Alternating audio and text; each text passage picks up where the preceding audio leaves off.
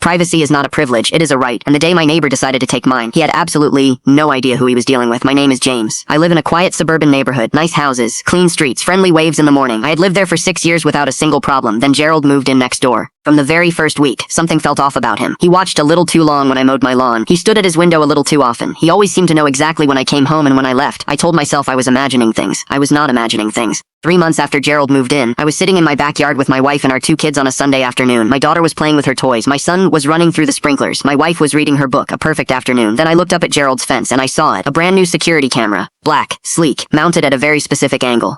Pointed directly, and I mean directly, into the center of my backyard, not at his driveway, not at the street, not at his own property. At my backyard, I walked to the fence calmly and called out to him. Gerald appeared almost immediately, like he had been waiting. I pointed at the camera and asked him very politely to reposition it away from my property. He smiled. Then he said, "I have every right to install cameras on my own property. There is nothing you can do about it." I checked. Then he turned around and walked back inside. I stood at that fence for a long moment. My wife came and stood beside me. I looked at her and said, "Call our lawyer." This story is getting intense. If you want more stories like this every single day, subscribe to Whisper Reads right now and hit the notification bell so you never miss a single story. Our lawyer was a woman named Patricia Chen. Sharp, experienced, absolutely no nonsense. I explained the situation. I sent her photos of the camera angle. I drew a diagram showing exactly where it was pointed. It was quiet for a moment. Then she said those 4 words I will never forget. He violated the law. She explained everything clearly. Yes, a homeowner can install cameras on their own property. That part Gerald had right. But there is a very important legal boundary. A camera cannot be deliberately positioned to record inside a neighbor's private living space, including their backyard, especially when children are present. That crosses directly into invasion of privacy laws. In our state, it was not just a civil matter, it was a criminal one. Patricia sent Gerald a formal legal notice within 48 hours. Gerald ignored it.